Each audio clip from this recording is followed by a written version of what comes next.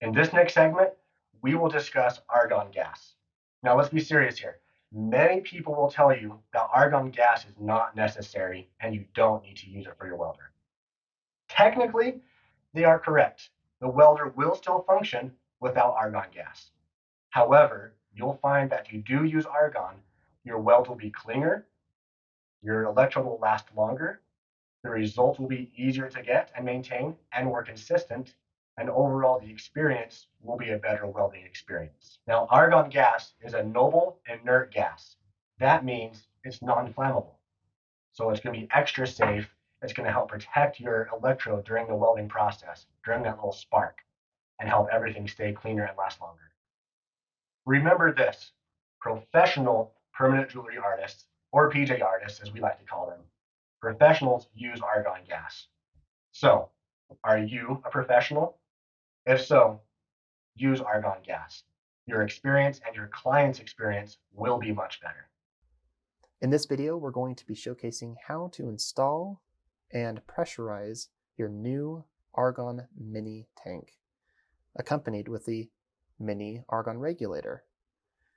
In order to get started, we need to remove this little black nib on the top of the tank. So I firmly grip the Argon tank and then remove that little black nib at the top, and it should come off freely. We can just set that aside. Then we're going to prepare our regulator by counterclockwise turning until that's fully loosened up. As you can see on the top, we're going to be spinning it towards the negative arrow. And now that it's all the way to the top, we can put that on our Argon tank. And once those threads seat, you should be able to freely spin that Argon regulator onto the tank. Now that we've met some resistance, we're going to just do a quick little turn, and you'll notice on the left gauge that is now showing pressure. A full tank is between 100 and 110 bar.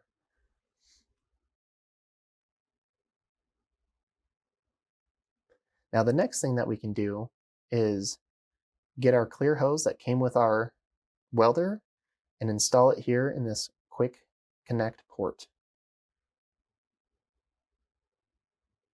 So we're just going to push that in until it doesn't go in anymore. It's about 1/4 inch. And you'll see that the teeth are engaged so you can't pull it free. Now let's say you need to remove it. So we'll push the white collar towards the body of the regulator, and that will disengage the teeth and we can pull that hose free. So show you again, let's put that in. It's firmly in there. And I like pushing on the top and bottom of that white collar towards the body of the regulator, and it comes free. So let's put that back in and then go to our welder and plug the opposite end of that clear hose in. So our welder is going to have a similar connection. We're going to just push that in and it won't come free. Perfect. Now again, just to demonstrate that previous technique, is we're going to push that white color towards the body of the machine there. And you'll notice I have some struggles here. If I do a top and bottom, it comes off very easily. So let's push that back in and then go back to our regulator. So we're going to take a close look at our right gauge. And we're going to turn that clockwise, increasing the pressure that's leaving, as you can see, the positive. So we're going to increase pressure, keeping an eye on this right gauge. Take our time, nice and slow. Eventually we'll start seeing that needle creep up. And we're just going to slowly turn that until it reaches that mark that's been drawn on the regulator. Now, sometimes our gas gets a little bit too high. And what do we do when that happens? Now, the first thing that we got to do is we got to decrease that pressure that's leaving the tank. And so I just counterclockwise a couple turns, go back to that hose. We're going to disengage it like we shown before,